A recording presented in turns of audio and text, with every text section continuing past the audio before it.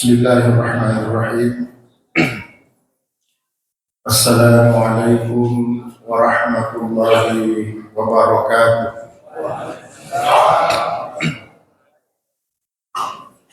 Alhamdulillahi rabbil alamin alladzi ja'ala syahra ramadan unzila fihi al-Qur'an hudan lin-nasi wa bayyinatin minal huda wal furqan. أشهد أن لا إله إلا الله وحده لا شريك له له الملك المبين وأشهد أن محمدا عبده ورسوله المبعوث رحمة للعالمين. اللهم صل وسلم وبارك على أشرف الأنبياء والمرسلين سيدنا وحبيبنا ومولانا محمد وعلى آله وأصحابه أجمعين أما بعد. Masyiral muslimin wal muslimat, jamaah salat isya dan tarawih yang sama-sama dirahmati Allah. Saat ini kita hidup di suatu zaman yang serba cepat, zaman yang amat sangat berbeda 5-10 tahun yang lalu. Zaman ini seolah-olah dunia sudah ada di dalam genggaman kita. Dalam satu rumah bisa jadi satu keluarga itu duduk bersama, tapi hati dan pikiran masing-masing sibuk dengan layar. Ayah sibuk dengan ponselnya, ibu sibuk dengan media sosialnya, anak-anak sibuk dengan gamenya.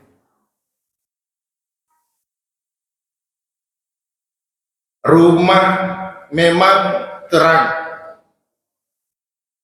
akan tetapi bisa jadi redup oleh kurangnya komunikasi, kurangnya percakapan. Disinilah Bapak Ibu yang dirahmati oleh Allah, pentingnya kita kembali memahami urgensi keluarga sakinah di era digital. Kalau kita merujuk pada firman Allah Subhanahu wa taala dalam Al-Qur'an di surah Ar-Rum ayat 21, "Wa min ayatihi an khalaqa lakum min anfusikum azwaja litaskunu ilaiha wa ja'ala bainakum mawaddatan wa rahmah. Inna fi dzalika laayatin liqaumin yatafakkarun." Dan di antara tanda-tanda kekuasaan Allah, diciptakannya dari jenis kamu sendiri pasangan, yang dengan pasangan itu diharapkan ada sakinah, litaskunu ilaiha, supaya kita tenang dengan pasangan yang Allah Subhanahu wa taala berikan kepada kita. Wa ja'ala bainakum mawaddatan wa rahmah, dan Allah memberikan cinta dan kasih sayang sebagai perangkat yang bisa menjadikan rumah tangga itu menjadi sakinah.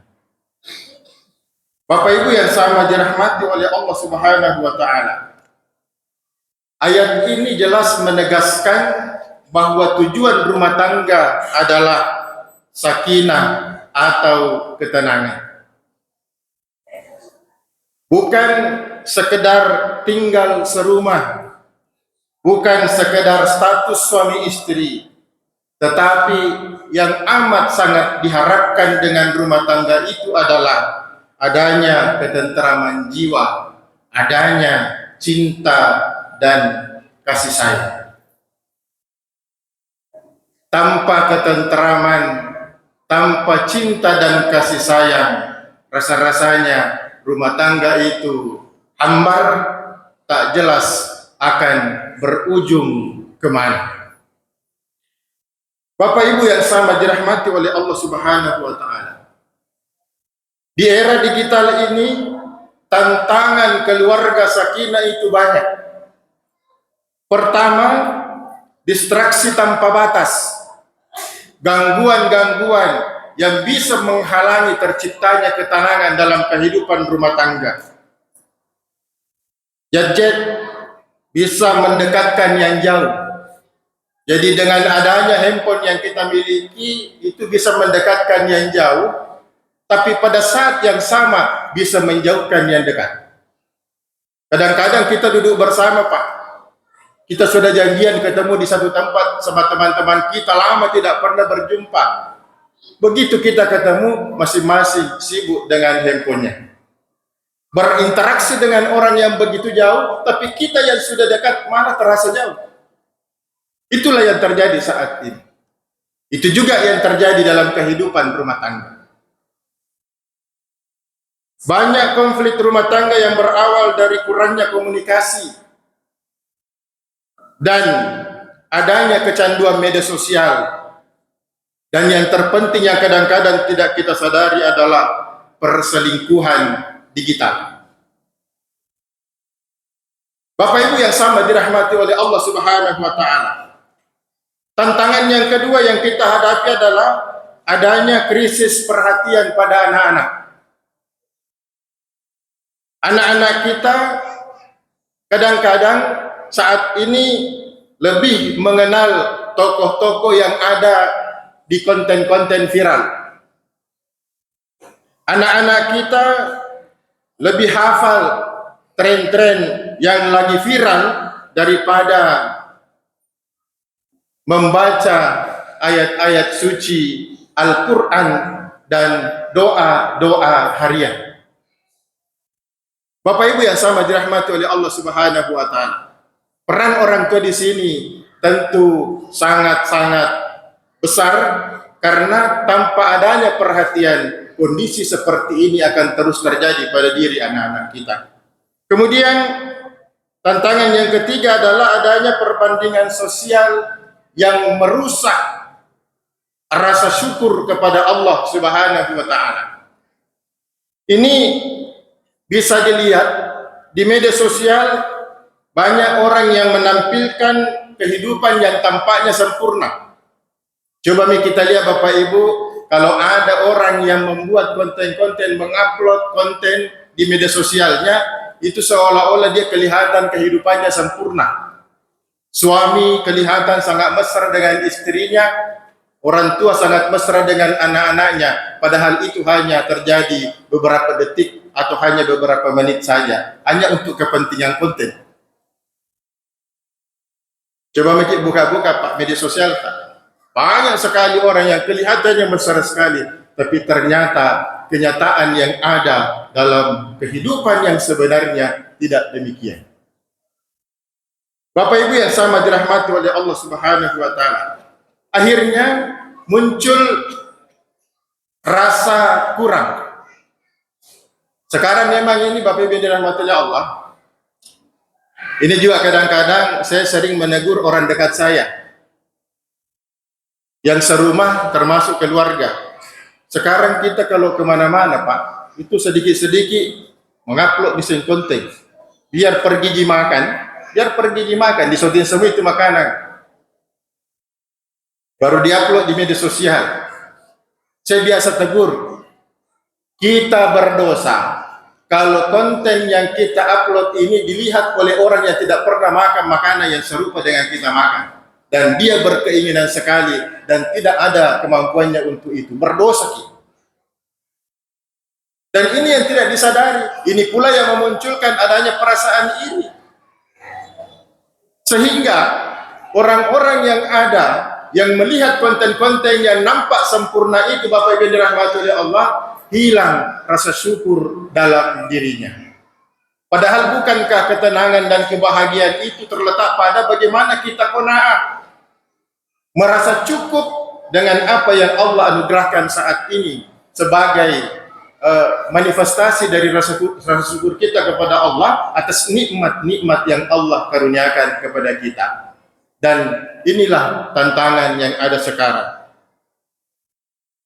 Kemudian bahkan karena sudah sering melihat konten-konten yang seperti nampak sempurna itu, kadang-kadang ada pasangan yang merasa tidak puas dengan pasangannya. Padahal Rasulullah Shallallahu Alaihi Wasallam bersabda, "Khairukum li ahlihi wa ana khairukum li ahli." Sebaik-baik kalian, kata Nabi, adalah yang paling bagus kepada keluarganya, dan saya adalah yang paling baik terhadap keluargaku. Jadi syukuri maki itu, pasangan yang sudah diberikan oleh Allah kepada kita. Kalaupun ada kekurangannya, memang tidak ada orang yang sempurna, dan kekurangan itulah yang harus kita tutupi dengan kelebihan yang kita miliki. Jangan maki berpikir lagi mau ganti, atau ada yang berpikir mau tambah. Karena kalau itu yang kita lakukan, kita tidak akan pernah berhenti, Pak. Kenapa? Karena setiap orang pasti memiliki kelebihan, dan bersamaan dengan kelebihan itu ada kekurangannya. Tidak ada orang yang sempurna. Dan kalau itu yang kita cari, maka kita tidak akan pernah merasa puas dengan pasangan kita. Bapak Ibu yang sama dirahmati oleh Allah Subhanahu wa taala. Nah, padahal sebenarnya ukuran kebaikan seseorang itu bukan pada jumlah pengikutnya. Ini utamanya yang suka bermain media sosial. Bukan juga pada popularitasnya, tetapi bagaimana dia memperlakukan keluarganya. Itulah ukuran kebaikan kita. Bapak Ibu yang sama dirahmati oleh Allah Subhanahu wa taala. Keluarga sakinah di era digital seperti ini bukan berarti anti teknologi. Karena perkembangan itu adalah merupakan sebuah keniscayaan. Kita tidak mungkin bisa menghindarinya. Akan tetapi, bagaimana kita bisa mengendalikan teknologi itu, bukan teknologi yang mengendalikan kita. Dan saat ini banyak yang kebablasan. Teknologilah yang mengatur hidupnya. Bapak Ibu yang sama dirahmati oleh Allah Subhanahu wa taala. Oleh karena itu ada beberapa langkah untuk membangun keluarga sakinah di era digital seperti saat ini. Yang pertama adalah bagaimana kita bisa menghidupkan suasana ibadah bersama di dalam rumah. Jadi kita menyisihkan atau kita membuat waktulah di rumah kita, ada waktu di mana kita bersama-sama bisa membaca Al-Quran.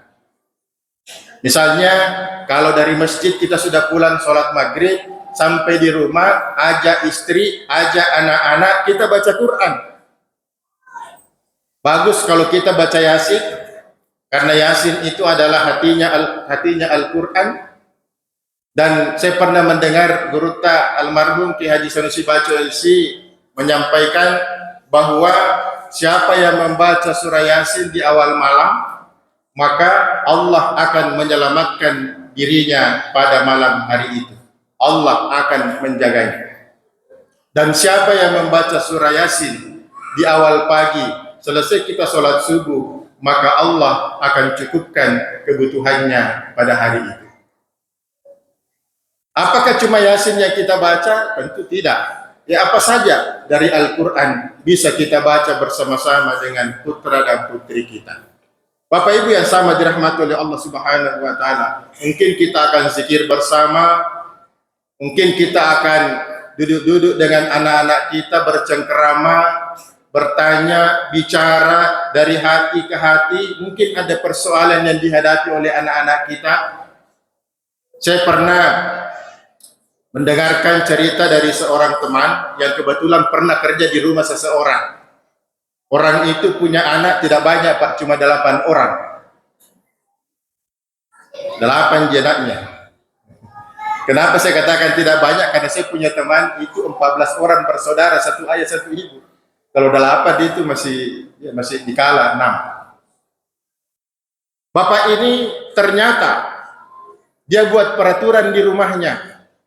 Selesai sholat subuh dan selesai sholat maghrib wajib berkumpul di rumahnya. Apa yang dilakukan? Dia duduk bersama dengan putra-putrinya. Disitulah dia curhat-curhatan. Disitulah dia menyambungkan hatinya dengan hati anak-anaknya, hati suami istri di saat itu. Apa yang terjadi?